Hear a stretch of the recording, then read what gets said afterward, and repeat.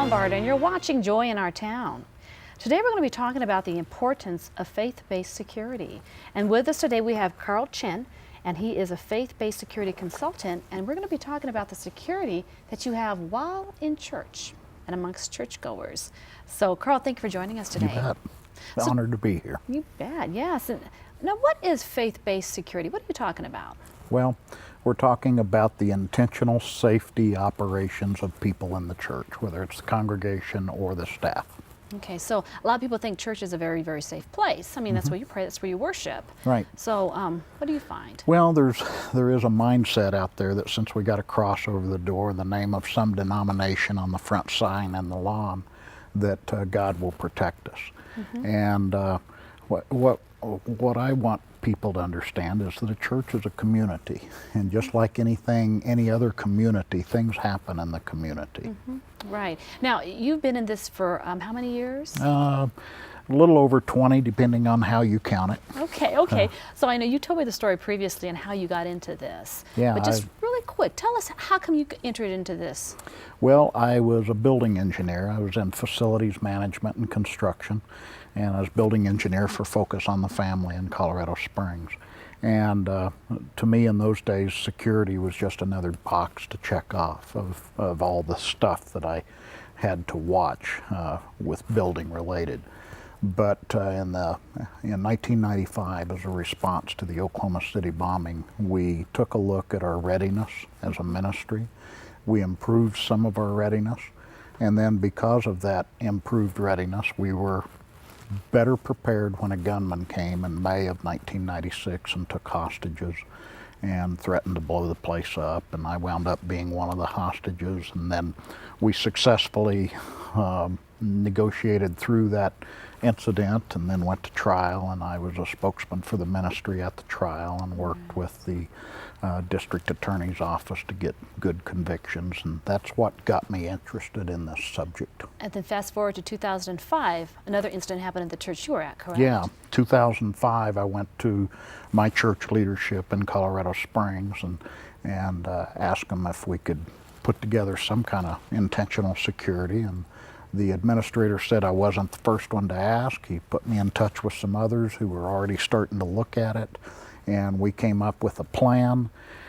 And then just 2 years later, in 2007, we had a killer come to New Life Church, and of course most of the world knows now that killed 2 girls in our parking lot and came into the building, and our 4 of us on the security team went to interrupt his plans. Right. And one of those, female security volunteer who had just started with us, was actually able to stop him, and then he shot and killed himself. Okay, wow. So there is a prevalent need out there. People think, so really it's in denial to say that you go to church and nothing is going to happen to you.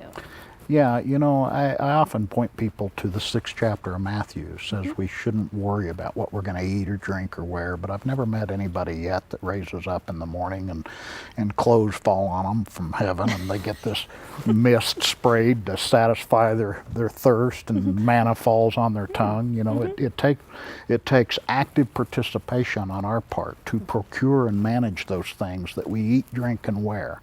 And security is the same way. Just because God protects us doesn't mean we just go through life haphazardly without locking our doors, without buckling our seatbelts. And you know, I pray for my grandchildren. My wife and I are blessed to have 13 grandchildren and 2 more in hoppers, and we pray for them when they go on a trip. But I also want them seatbelted, and I want my sons and sons-in-laws to be driving defensively and carefully. This is so true. Now you have been in Colorado Springs. This happened to you, then happened again in 2007. Now, do you think, just a person going through this, do you think that this is increasing people actually targeting churches to make a statement or to harm people? Well, there is a change that has happened. After our incident at Focus on the Family, I began researching violence at faith-based organizations, and I keep all that violence recorded in statistics on my website. And to just give you one example, in 187 years of American history, there had never been a mass murder of 4 or more killed in a faith-based organization in the history of the United States until September the 15th, 1963, and that's when the people bombed the 16th Street Baptist Church in Birmingham, Alabama, and killed 4 little girls. Right. That was the first mass murder in the history of the United States at a faith-based organization. When this coward attacked the Emmanuel AME Church in Charleston last summer in June of 2015, that was the 13th mass murder that has occurred at a faith-based organization since 1963. So yeah, something has changed. Okay, so now, like you were saying in the past, like 10 years ago, the security of a church is much different than it is today. It is. So, so tell me what it is today. What are you scared of today? What is it? Gunmen? Is it? What are some of the things that are happening against the church that you need to look for? Well, the main thing that happens are medical emergencies.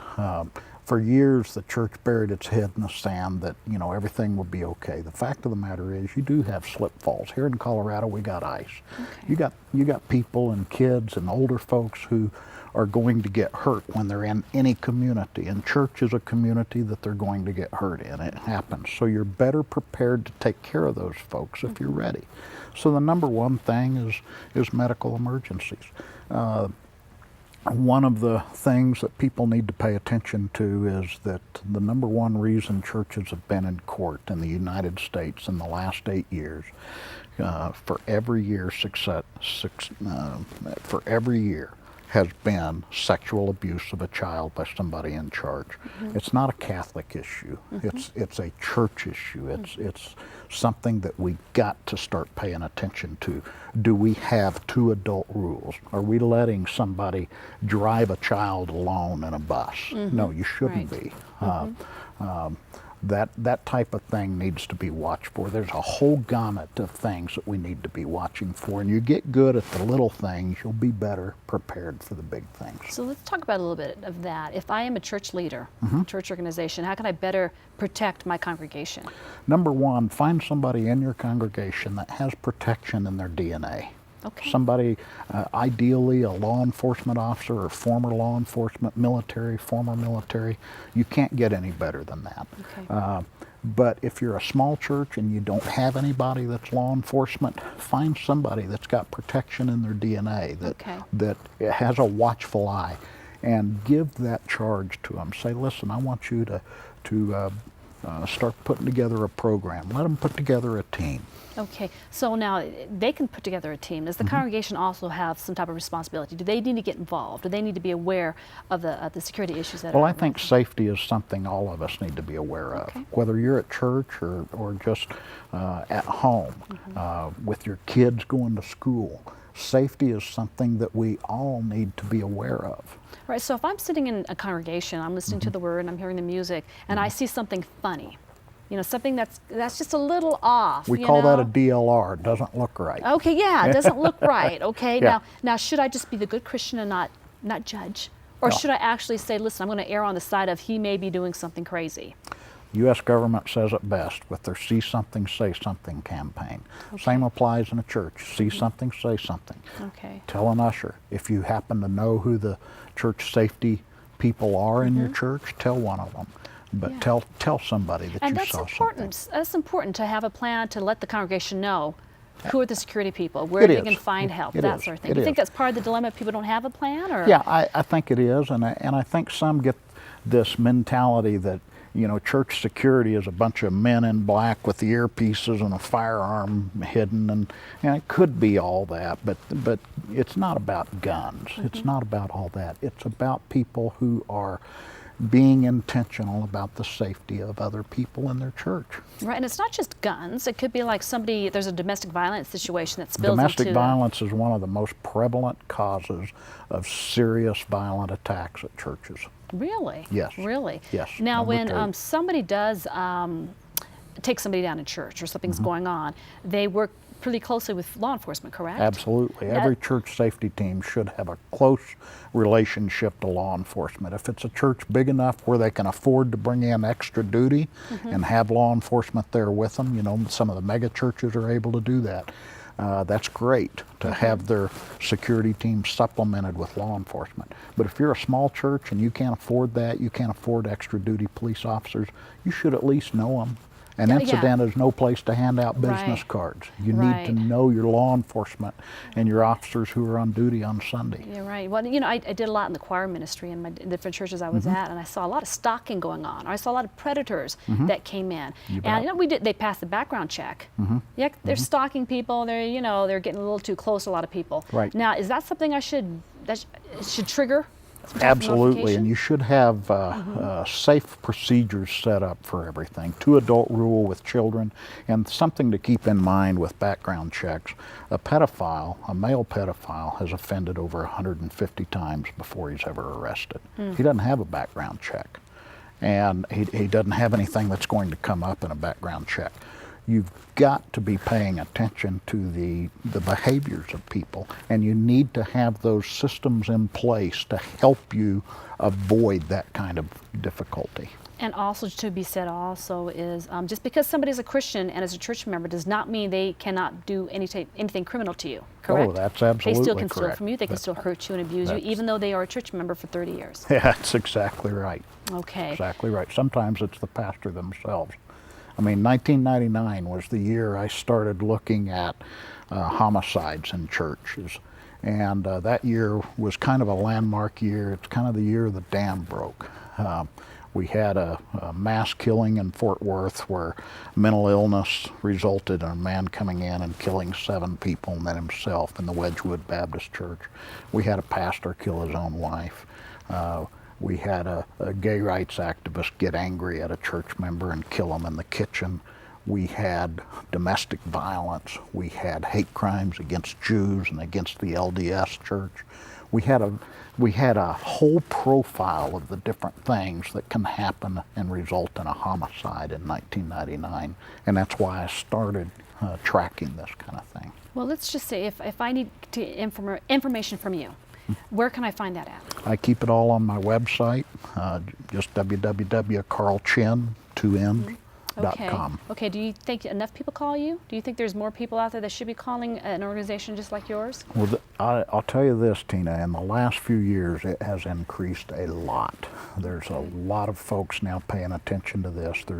There's lots of organizations, even some right here in Denver, who are training people and who are taking this very serious. Very, very good. So anyways, thank you for joining us. And well, you're welcome. Thank you for having me. You bet, if I'm a public, someone that works for the public for the city, and I would like my law enforcement company or department to call you, is that a good invitation? I would be welcome to talk to any law enforcement any agency church? you want. Yeah. Absolutely. That's great. Right. And I know every one of them would be glad to talk to any church.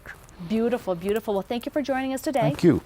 And for you out there, if you would like to have more information, please do join Carl's website. Go ahead and look it up. And we thank you so much for joining us today. Until next time, my name is Tina Lombard, and you're watching Joy in Our Town.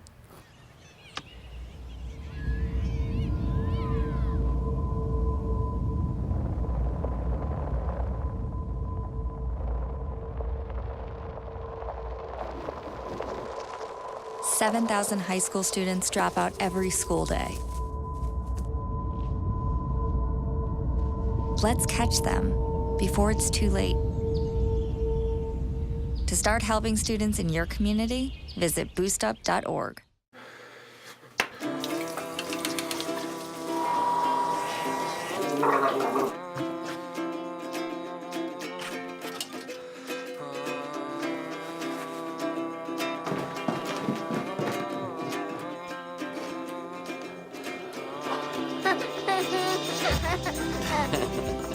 Hungry?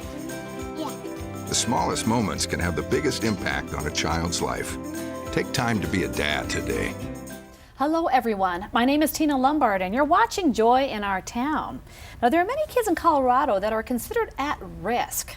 And today to help us define what at risk means and how to help our students, we have got Angie Kinney. She's the field director of Whiz Kids Tutoring. And we also have Kim Solderhol, and she's also field director at Whiz Kids Tutoring. Thank you for joining us today. Thanks for having us. Yes.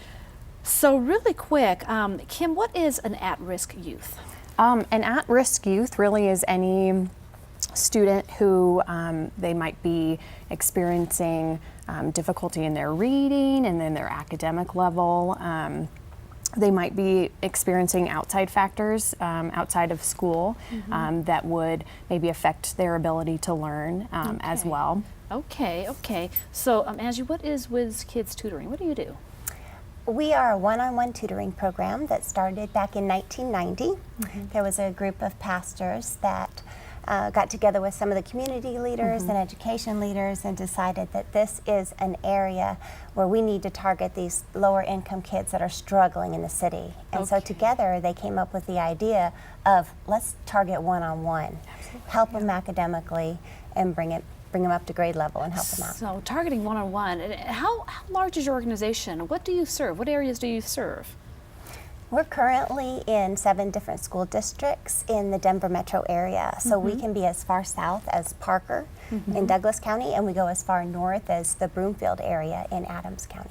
Wow, wow. So is there a certain area that utilizes your services more than others, or? It's kind of changed in our history. When we first started, it was, there was big pockets of poverty in downtown Denver. So like Curtis Park, 5 Points were all experiencing, like they were just high needs areas. But kind of as we have grown and the years have gone on, there's now different areas where they are experiencing that same need. There's a children's corridor which goes from Denver like northeast to Green Valley Ranch, where there's like 54,000 kids who have like 2/3 of them are experiencing hardship from like poverty, high crime areas, underperforming schools, all of that. And so we've kind of seen like outside of Denver, there's a donut now that areas of poverty are all over the city. So like North Littleton now, Arvada, maybe even areas of Douglas County too. See, okay, so okay. Everywhere. Everywhere. So in your opinion, why are kids falling below the literacy line? What's going on? A lot of things can attribute to that, but when we look at poverty in general, that can really impact them academically. They don't have the parental support often at home. The parents both might be working very hard. They might be living in a neighborhood that the school is a lower performing school. They don't have that quiet time, where they can learn and the resources available to learn in a lot of these environments, and so they can quickly fall behind. So, people think, poverty isn't really something that has to do with mental ability. It has to do with the resources that you can get to. Is that correct? Yes. Yeah. So speak a little bit about that. What a person would think poverty doesn't affect, and poverty really does. So tell us, how can poverty really affect a child? I think it's, when a student is learning, having, like when we were talking about the one-on-one, a student might not have that one-on-one attention to be able to focus on reading, or the parents outside the home are working and can't focus on that, or can't help a student in the way that would help them be successful. So that not only affects kind of their immediate lives right now, but also in the future, what their ability will be in the future if they can't read or things like that. So poverty is, it kind of is affected by lots of outside factors. Yes, thank you. Right, yeah. right. So now your organization comes into the school place, and it makes a big positive difference. But what challenges do you face in getting into the schools and getting in front of the children? We have, at each of our sites, we have a leadership structure, and one of the pieces of leadership is having a school liaison. Okay. And so that school liaison helps to identify those specific kids who would benefit from our program. And so sometimes it can be a challenge to, if we're going to meet in a school, say, we just need to kind of everybody needs to be on the same page that we are a faith-based organization, and so we have a couple different permission slips that kind of address that. Right. So if a parent needs help with a child, do they really care if you're faith-based, if you're faith-based, or do they prefer it, or where are people's tensions when it comes to that? I think we're going to find them on both ends of that spectrum, but that is truly why we do have a separation in our permission slips. If a child needs that tutoring time and they choose not to participate in our club time, during tutoring time there is no teaching or praying or singing. It is purely an academic resource for that child. So it's completely separate. So it is a decision they just make at that point. But over 95% of our kids, maybe higher, participate in club time because that's the group time. Wonderful, absolutely. The reinforcement they get from home, from their parents being in a faith-based home and then coming to school and getting that's awesome. That's awesome. So so the kids that go through this, do they also spread word of mouth with what's going on? Oh, yes. Yeah, do they? Okay, talk about that. Well, we've also had fun over the years making Whiz Kids Rocks t-shirts. Yes, because it really does. You know how excited many of these are to get a brand new t-shirt and wear it around and be excited to be a part of something. And one of my favorite things with Whiz Kids is we are spanning from kindergarten through 8th grade. And the kids that are younger are meeting older kids and they're forming friendships at all grade levels. And to walk through the hall and have a 4th grader greet a 2nd grader who might not feel confident and have a lot of friends otherwise, it really starts to build their confidence. So you're doing more than just tutoring, actually. You're giving some inspiration and they're having fun. Right. Yeah, that's the goal. We always want to make sure they have fun. And there's like a natural like mentoring piece that comes with that too. Like by having one-on-one tutors, like a student can be like, you know, so-and-so's my tutor. This is so exciting. And like I have my own tutor and that feels really good because sometimes students that are in our program don't have a lot of consistency in their life. And so to be able to provide that is, we can't necessarily measure that in like data or something like that, but to give students a space where they are welcome, where they fit in, where they are developing friendships, where they know that they're loved is something that is like immeasurable, but such a gift to Well, give. you know, it's really nice because you said that individual one-on-one tutoring. I think that's what the kids desire. And they've got that Christ in you. And it's just spilling out, you know, and it's coming out and they're getting that one-on-one. Wouldn't you say that's a big impact? Absolutely. Oh my goodness. So so now if who refers you? Is it the teacher? What's the point of referral? Is the teacher, and how do my kids get into your program?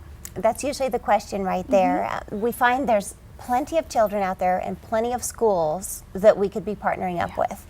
Our obstacle many times is finding the tutors, the resources to match them one-on-one. So we have a number of schools that will come to us and say, we've heard of your program, how can we get this started? And it's a matter of finding a local church that says, boy, we're really close to this school. This is our community. We want to impact these families. And that's when we bring the church and the school and Whiz Kids together in a partnership. And then once we're in that school, then we have a liaison that helps us identify the kids and make the matches. Oh, great. So how many schools are you participating in as far as the block of the 7 counties that you're in? 50% of the schools, or 20% of the schools, or? Oh, I don't even know that we can go with a percentage. I don't know. It might be maybe like 30%, maybe, but it's hard to tell. Yeah, because we have basically 54 sites across Metro Denver. So I imagine we could say we comfortably work with 54 schools. Although we do, right, we often have other schools. 2 schools could pour into one site also. But yeah, I mean, there's so much potential. There's a lot of potential. And people are moving here like crazy. And the education and everything is very vital. So if I wanted to tutor, let's say, and be part of your program, I feel a calling to be part of your ministry. How do I get in contact with you? Check out our website. WhizKidsTutoring.com is a great resource. It kind of not only gives a map of where we have sites located throughout the Denver metro area, but also gives just, there's an application. All of our volunteers do have to pass a criminal background check before they're able to be placed at a site and then work with students. So an application needs to be filled out, but it just gives like a good picture of like what to expect when you want to tutor. And there's some great videos and pictures on there as well. We do we have a middle school portion of Whiz Kids where we work with kids up through middle school. And is there an end time if I entered like when I'm in 1st grade? When's the time when I get out, or do I get out, or how's that work? We'd never say you get out. No. Next.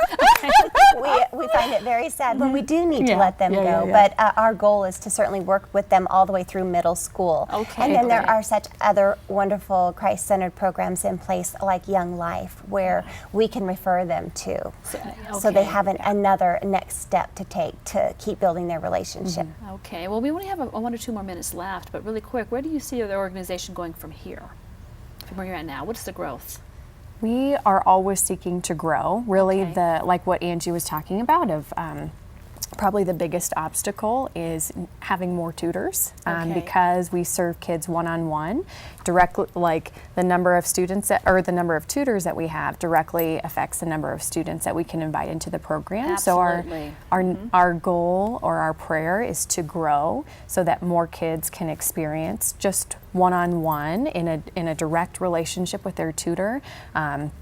Experience both an academic growth, but also a spiritual growth, and knowing that somebody cares for them in the way that Jesus Right. loves us, that we can reflect that onto a student. That's nice. So you still have a lot of infiltrating to do in the 7 Yes. counties that you're serving Yes, we now. do. Absolutely. Yeah, so you need more tutors, and would it help for parents to also call and ask, or they get involved and say, listen, you're not at my school, what's going on? Get over here. Yes, that's wonderful, and we do look forward to when we hear that that's happening. Yeah. Okay. I think what we mainly target are going to be the schools that have a high free and reduced lunch number, Yeah. because Oh, those are okay. the areas of town that have a little bit more difficulties in their community and could really benefit from the program. So that is something we look at demographically for our locations. Very good. And then as we bring in new kiddos, we target the 1st through 3rd grade, because we've really learned that 3rd grade is such a marking point for children. Okay. You know, up until 3rd grade, they're learning to read, but after 3rd grade, they're reading to learn.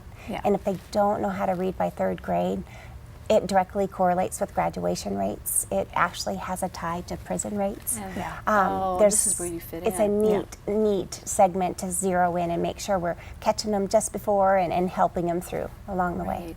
Well, thank you so much for joining us. I know we've run out of time, Yeah. but all the information is just it's so needed and it's so important Yeah. that you came Yeah. here today. So Angie, Kim, thank you. We're Thank gonna you invite so back. much. Yeah, thank you. So anyways, my name is Tina Lombard. You're watching Joy in Our Town. We hope that you have a blessed day.